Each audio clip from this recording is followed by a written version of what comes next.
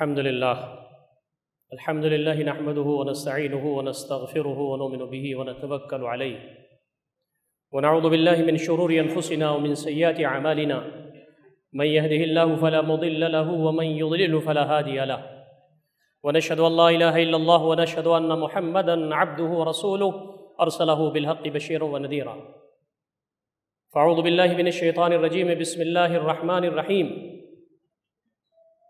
يا أيها الذين آمنوا كتب عليكم الصيام كما كتب على الذين من قبلكم لعلكم تتقون صدق الله العلي العظيم وعن النبي صلى الله عليه وسلم أنه قال للصائم فرحتان فرحة عند فطره وفرحة عند لقاء ربه أو كما قال النبي صلی اللہ تعالی علیہ وسلم۔ محترم سامعین خطبہ جمعہ، بزرگوں، نوجوان بھائیوں اور عفت ماں اور بہنوں، السلام علیکم ورحمۃ اللہ وبرکاتہ۔ اللہ کا بڑا کرم اور اس کا فضل ہے کہ ہماری زندگی میں ایک بار اور رمضان کی سعادت ہم کو ملنے جا رہی ہے۔ کتنے لوگ ایسے ہمارے ساتھ پچھلے رمضان میں تھے جو اس رمضان میں ہمارے ساتھ نہیں رہیں گے۔ ہمارے کتنے احباب کے ماں باپ، بھائی بہن، اعزاء و اقارب پچھلے رمضان میں ہمارے ساتھ تھے، اس رمضان میں ہمارے ساتھ نہیں ہیں۔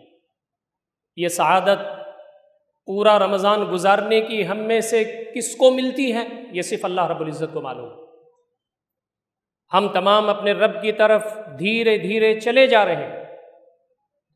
یا ایھا الانسان انک کادح الی ربک کدحا فملاقیہ، تو اپنے رب کی طرف دھیرے دھیرے جا رہا ہے، ایک دن تیری ملاقات تیرے رب سے ہو جائے گی۔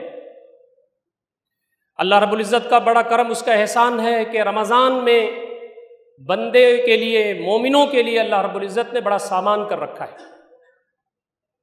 اسلاف کے بارے میں یہ آتا ہے کہ رمضان جب گزر جاتا تھا تو 6 مہینے تک وہ اپنی عبادات کی قبولیت کے لیے اللہ رب العزت سے دعا کرتے تھے، اور 6 مہینے جو باقی بچتے تھے اس میں رمضان کی آمد اور اس میں اپنی حضوری کی دعا کیا کرتے تھے کہ میرے مالک ہمیں پھر رمضان عطا فرما دے۔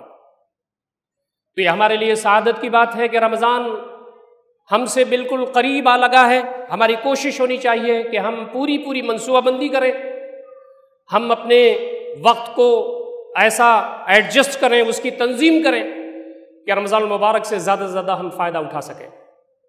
اللہ رب العزت کو بھوکا رکھنا، پیاسا رکھنا اور آدمی کو بظاہر جسمانی طور پر پریشان کرنا یہ مطلوب نہیں ہے۔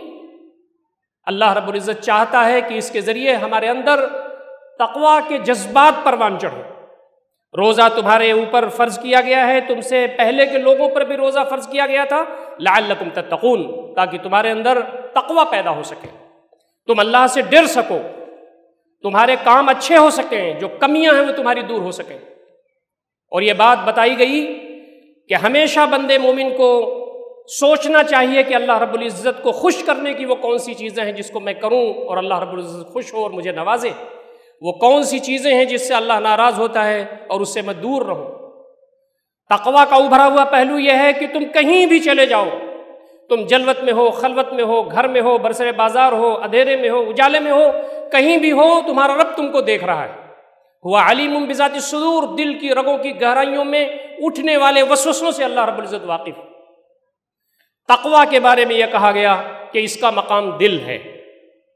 نبی اکرم صلی اللہ علیہ وسلم فرماتے ہیں کہ یہ جو دل ہے یہ بہت ہی اہم چیز ہے انسان کی اپنی جسم میں، اور یہ فرمایا کہ ان فی الجسد مضغہ، جسم میں ایک لوتھڑا ہے، اذا صلحت صلح الجسد کلہ واذا فسدت فسد الجسد کلہ الا وہی القلب۔ جسم میں ایک لوتھڑا ہے، ایک حصہ ہے، جب وہ صحیح رہے تو پورا جسم صحیح رہتا ہے، جب وہ خراب ہو جائے تو پورا جسم خراب ہو جاتا ہے، وہ دل۔ اور آپ نے دوسری حدیث فرمایا التقویٰ ہاں ہونا، التقویٰ ہاں ہونا، التقویٰ ہاں ہونا۔ یہ جو تقویٰ ہے، اللہ رب العزت کی محبت ہے، اس سے ڈر ہے، اعمال خیر کی طرف رغبت ہے، برائیوں سے بچنے کا جذبہ ہے، یہ جو پیدا ہوتا ہے یہ دل کے اندر پیدا ہوتا ہے۔ تو یہ جو رمضان المبارک کا مہینہ آ رہا ہے یہ اصلاً دل کی دنیا کو بدلنے کا مہینہ ہے۔ اللہ رب العزت سے ہم کتنا ڈرتے ہیں اس کا جائزہ لینے کا مہینہ ہے۔ اللہ تعالیٰ سے ہماری کتنی محبت ہے، نبی اکرم صلی اللہ علیہ وسلم سے کتنی محبت ہے، شریعت کو کتنا جانتے ہیں، اس پر کتنا عمل کرتے ہیں، دنیا اور آخرت میں فرق کرنے کا ہمارے پاس کیا معیار ہے، آخرت کے لیے زیادہ سے زیادہ توشہ اکٹھا کرنے کا ہم تمام کے اندر جذبہ کیا ہے، یہ مہینہ آ کر کے یاد دلاتا ہے۔ دل کی دنیا ہم کیسے بدلیں، ہمارے دل کے اندر اللہ رب العزت بس جائے، اس کی محبت بس جائے، ہمارے دل کے اندر آخرت کے لیے کام کرنے کا جذبہ بس جائے، ہم جب میدان محشر میں اللہ رب العزت کے بارگاہ میں حاضر ہوں تو اللہ تعالیٰ ہم سے خوش ہو جائے اور کہے فادخلی فی عبادی وادخلی جنتی، یہ ماحول ہمیں میسر آ جائے۔ یہ ہے وہ تقویٰ جس کے لیے رمضان تیار کرتا ہے۔ تقویٰ کی جو معراج ہے وہ اخلاص ہے، یعنی بندہ کوئی بھی کام کرے اللہ رب العزت کے لیے کرے۔ جب ہم نماز پڑھتے ہیں، ہم جب بہت سارا کام کرتے ہیں، ہم جب لوگوں کی خدمت کرتے ہیں تو اس کے پیچھے کہیں نہ کہیں یہ جذبہ آ جاتا ہے کہ لوگ ہم کو دیکھ رہے ہیں، اور آدمی اگر بہت مضبوط نہیں ہے تو آدمی کو اس تعریف سے لذت محسوس ہونے لگتی ہے۔ آدمی کام کرتا ہے تو چاہتا ہے کہ لوگ اس کو جانیں۔ اللہ رب العزت کو وہی کام پسند ہے جو صرف اس کے لیے کیا جائے اور ساری دنیا سے بے نیاز ہو کر کے کیا جائے۔ تو یہ جو رمضان کا مہینہ ہے روزہ، یہ روزہ اخلاص کی تربیت کرتا ہے۔ نماز جب آدمی کوئی پڑھتا ہے تو اس کو تو معلوم ہے، لیکن دائیں بائیں کے لوگ بھی جانتے ہیں کہ لوگ نماز پڑھتے ہیں۔ آج ہم جمعہ کی نماز کے لیے حاضر ہو رہے ہیں، سب ایک دوسرے کو دیکھ رہے ہیں۔ آدمی جب زکوٰۃ دیتا ہے تو بہت سارے لوگ نہ جانیں، لیکن کم سے کم وہ جس کو زکوٰۃ دی جاتی ہے وہ جانتا ہے۔ جب آدمی حج کرتا ہے تو یہاں سے وہاں تک لوگ جانتے ہیں، اس کا تعارف ہوتا ہے، لیکن آدمی روزے سے ہے کہ نہیں یہ صرف وحدہ لا شریک جانتا ہے۔ یہ تو حسن ظن ہے کہ رمضان کے مہینے میں آپ کے بارے میں یہ سمجھوں کہ آپ روزے سے ہیں، آپ میرے بارے میں یہ سمجھیں کہ تم روزے سے ہو، لیکن اصلاً روزے سے کون ہے یہ صرف وحدہ لا شریک جانتا ہے۔ دھوپ میں جب شدت تپش تھی اور پیاس آدمی کو لگی ہوئی تھی، تنہا کمرے میں گیا، چٹکنی لگا دیا، وہاں مشروب بھی موجود ہے، لیکن ایک گھونٹ بھی پانی وہ اس لیے نہیں پیتا ہے کہ کوئی دیکھ رہا ہو نہ دیکھ رہا ہو، وحدہ لا شریک دیکھ رہا ہے۔ یہ ہے اخلاص، یہ روزے کی وہ صفت ہے جس کے بارے میں قرآن مجید نے تو جگہ جگہ کہا گیا کہ اخلاص تو ہماری جو عبادات ہے اس کا مطلوب ہے۔ وما امروا الا ليعبدوا الله مخلصين له الدين، یہ سب کو حکم دیا گیا تھا، اور یہ امت مسلمہ کو بھی حکم دیا گیا ہے کہ وہ اللہ رب العزت کی عبادت کریں، اخلاص کے ساتھ کریں۔ اور اسی لیے اللہ رب العزت کو یہ ادا اتنا پسند ہے کہ آپ نے فرمایا نماز اور زکوٰۃ اور حج اور دیگر بڑے بڑے کام، ان کا اجر تو بہت زیادہ ہے، لیکن فرمایا الصوم لی وانا اجزی بہ، روزہ میرے لیے رکھا جاتا ہے خاص طریقے سے، سارے اعمال اللہ کے لیے رکھے جاتے ہیں، لیکن اس میں ریا ہو سکتا ہے، اس میں نمود ہو سکتا ہے، اس میں شہرت ہو سکتی ہے، اس میں عجب پسندی ہو سکتی ہے، لیکن آدمی روزہ رکھتا ہے تو صرف اس لیے کہ اللہ رب العزت کے لیے وہ کھاتا پیتا نہیں ہے، تو فرمایا الصوم لی وانا اجزی بہ، روزہ میرے لیے ہے، میں اس کا بدلہ دوں گا۔ اللہ رب العزت اہتمام اس لیے فرمائیں گے کہ بندہ یہ روزہ صرف اپنے رب کے لیے رکھتا ہے۔ یہ رمضان کا مہینہ آ کر کے ہماری تربیت کرتا ہے کہ ہمارے سارے اعمال ہمارے رب کے لیے ہو جائیں، جس میں دکھاوا نہ ہو، جس میں خود پسندی نہ ہو، جس میں واہ واہی نہ ہو، جس میں تعریف کا پہلو نہ ہو۔ ہم ان ساری چیزوں سے بے نیاز ہو کر کے ہم سارے اعمال اللہ رب العزت کے لیے کریں، ہم جانیں، ہمارا رب جانے، اور اللہ کو خوش کرنے کے لیے کام کریں۔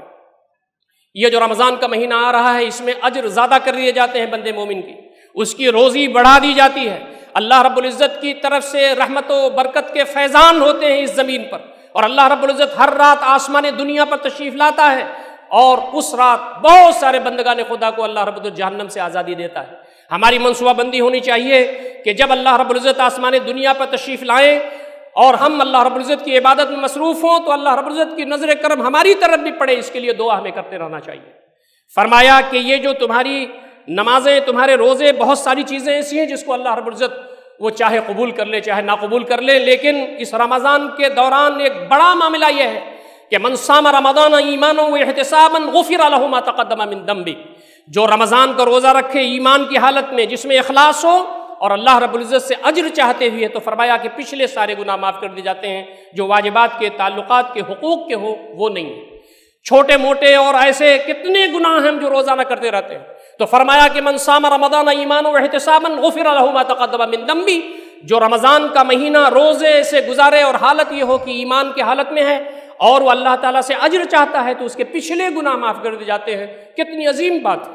یہ جو راتیں ہیں، بابرکت راتیں ہیں، اس میں تراویح کا پر نور منظر آنے والا ہے۔ قیام لیل کی جو فضیلت ہے اس کے بارے میں عظیم باتیں کہی گئی ہیں، اور ہم جو تہجد کی نماز پڑھتے ہیں اس کا کیا پوچھنا۔ فرمایا گیا من قام رمضان ایمانا واحتسابا غفر له ما تقدم من ذنبه، جو رمضان کے مہینے میں راتوں میں اٹھ کر کے تراویح پڑھتا ہے، تہجد پڑھتا ہے، قیام لیل کرتا ہے، اس کے پچھلے گناہ معاف کر دیے جاتے ہیں۔ کتنی عظیم بات ہے یہ دوستوں اور ساتھیوں۔ اور فرمایا کہ اس مہینے میں ایک رات ایسی آنے والی ہے، وہ رات اگر کسی بندے کو مل جائے تو اس کا ثواب کیا ہے؟ 1000 مہینے کی عبادت سے بہتر ہے۔ وما ادراک ما لیلۃ القدر، لیلۃ القدر خیر من الف شہر۔ جب اس کو آپ شمسی لحاظ سے کیلکولیٹ کریں، قمری سے تو اور بڑھ جائے گا، شمسی لحاظ سے اگر آپ کیلکولیٹ کریں 1000 مہینے کو تو 83.3 سال ہوتے ہیں۔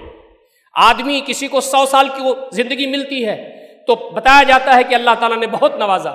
100 سال کی زندگی میں وہ سوتا بھی ہے، کھاتا بھی ہے، ضروریات زندگی اس کی بہت ساری ہیں، عبادات میں اللہ کو یاد کرنے میں، تسبیح اور تحلیل اور تکبیر اور تحمید میں کتنا گزارتا ہے اگر کیلکولیٹ کریں تو مشکل سے 10 سال آتے ہوں گے۔ 100 سال کی لائف میں 7 سال 10 سال اللہ کی بندگی میں بہت مشکل سے آتے ہیں، لیکن یہ رات اگر کسی کو میسر ہو جائے تو 83 ایئرز عبادت رب میں گزرنے کا ثواب اس کو ملتا ہے۔ آدمی اگر اس کا ثواب جان جائے تو آخری جو عشرہ ہے اس میں وہ سوئے گا نہیں، اس کے لیے جتن کرے گا، اس کے لیے منصوبہ بندی کرے گا۔ کتنے بندے ایسے اس زمین پر ہیں جن کو 83 ایئرز کا ثواب بہت مرتبہ مل چکا ہوگا اللہ کی بارگاہ میں، اور یہ بھی ہمیں معلوم ہونا چاہیے کہ پتہ نہیں ہماری راتیں قبول ہوئیں کہ نہیں۔ یہ جو وقت آ رہا ہے اس میں اللہ رب العزت کی بارگاہ میں ہم کو کھڑا ہونا چاہیے اور اللہ رب العزت کی بارگاہ میں اپنی عبادات کو پیش کرنا چاہیے، دعا کرنا چاہیے کہ بار الہ ہم کمزور لوگ ہیں، نفسانی خواہشات میں پڑ جانے والے لوگ ہیں، اللہ رب العزت ہماری عبادات کو قبول فرما، دنیا میں بھی چین کی زندگی دے، مرنے کے بعد تیرا جو اصل گھر ہے جو تو نے بندگانے خدا کے لیے اپنے بندوں کے لیے تیار کر رکھا ہے جنت، اس میں ہمارا داخلہ فرما۔ یہ ہماری دعائیں ہونی چاہیے۔ یہ جو مہینہ ہے جس سے ہم گزرنے والے ہیں یہ مہینہ ضبط نفس کا مہینہ ہے۔ آدمی کے اندر ایک ایلیمنٹ، ایک عنصر ایسا ہے جس کو نفس کہا جاتا ہے۔ نفس کا کام ہی ہے کہ برائیوں کی طرف لے جانے والا ہو۔ وما ابرئ نفسی ان النفس لامارۃ بالسوء، میں نفس کو بری نہیں قرار دیتا، یہ تو برائیوں کی طرف لے جانے والا ہے۔ آدمی کو ورغلاتا ہے، آدمی کو بہکاتا ہے، وسوسے ڈالتا ہے، چیزوں کو خوشنما بناتا ہے۔ جب آدمی اس کو کر لیتا ہے تو پھر ملامت کرنے لگتا ہے۔ یہی نفس جو ہے وہ نفس لوامہ بن جاتا ہے۔ انسان کے اندر جو نفس ہے اس کے اندر یہ خواہش ہے کہ وہ کھائے پیے، ضروریات زندگی سے وہ متمتع ہو، اس کو شہرت ملے، عزت ملے، دنیا میں لوگ جانے نہ جانے کیا کیا خواہشات ہیں جو نفس کو حاصل ہیں۔ اور اسی لیے فرمایا کہ نفس کبھی بوڑھا نہیں ہوتا ہے، نفس بہت مشکل سے قابو میں آتا ہے، قابو میں آتا ہے نکل جاتا ہے۔ نفس کے بارے میں نبی اکرم صلی اللہ علیہ وسلم نے فرمایا کہ تلوار سے تو جہاد ہو سکتا ہے لیکن نفس سے جہاد کرنا، نفس کو کنٹرول میں کرنا بڑی بات ہے، اس کو جہاد اکبر کہا گیا ہے۔ یہ مہینہ ضبط نفس کا مہینہ ہے۔ ہم کھائیں گے نہیں، ہم پیئیں گے نہیں، ہم نامناسب چیزوں سے بچیں گے، ہم اللہ رب العزت کے احکامات کی پابندی کریں گے۔ نفس ہمیں کتنا بھی ورغلائے ہم اس نفس کو نکیل دے دیں گے۔ یہ ہے رمضان کا مہینہ، ضبط نفس کا مہینہ۔ تو رمضان کے سلسلے میں ہم تمام کو اس جانب سے بھی، اس پہلو سے بھی منصوبہ بندی کرنے کی ضرورت ہے۔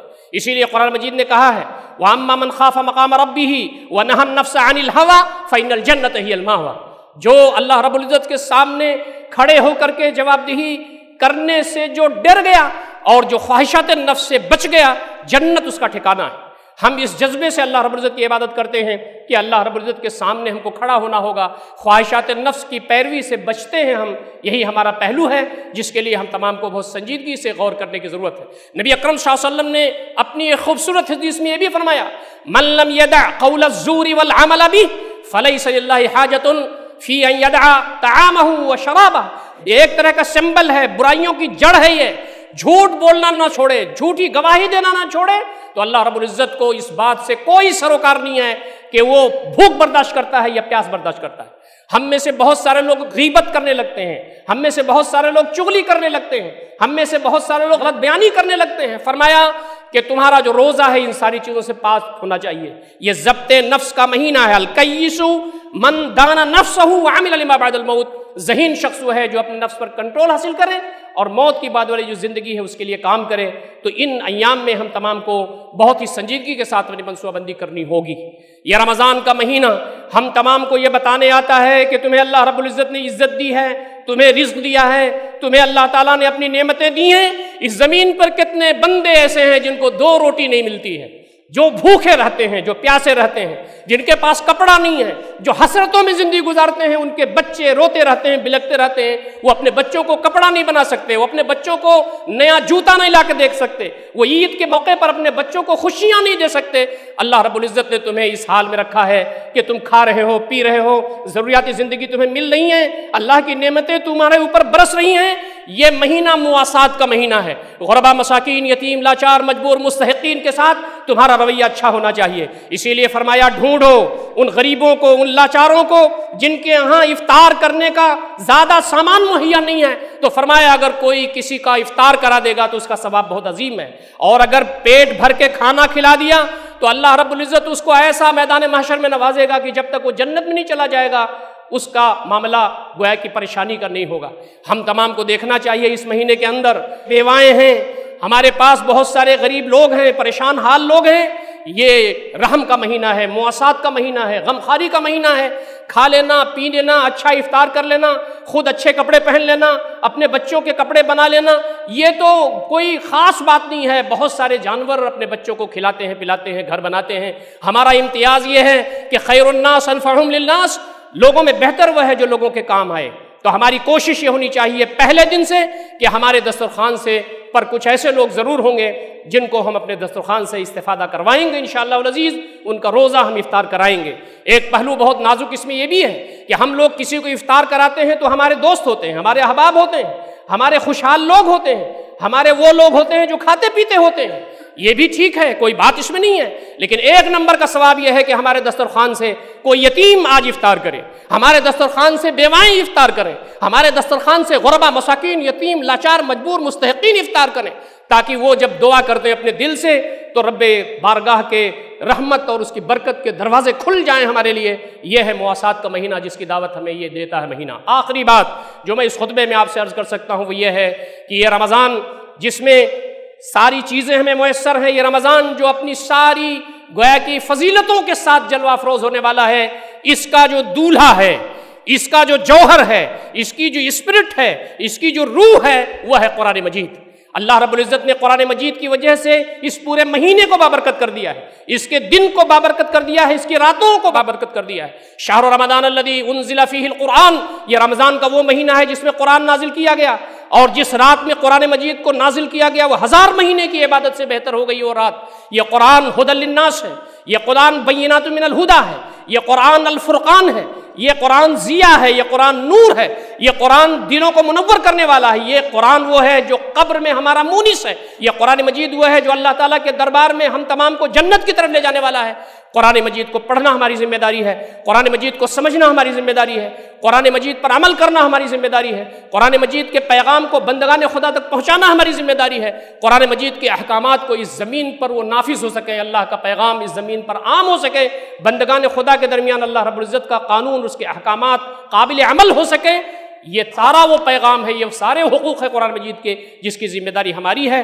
قرآن مجید کو پڑھنے کا ہم کام کریں گے، حفظ کرنے کا کام کریں گے، قرآن مجید کو سمجھنے کا کام کریں گے، اس پر عمل کرنے کے لیے ہم کوشش کریں گے، بندگان خدا تک اس پیغام کو عام کریں گے، رمضان کے لیے پوری منصوبہ بندی کریں گے۔ 1-2 دن رہ گئے ہیں، اللہ رب العزت سے دعا ہے کہ بارے اللہ ہم تمام کو ان سارے امور و مسائل پر غور فکر کرنے اور عمل کرنے کی توفیق عنایت فرمائے۔ اقول قولی ھذا استغفر اللہ لی ولکم اجمعین واستغفروہ انہ ھو الغفور الرحیم۔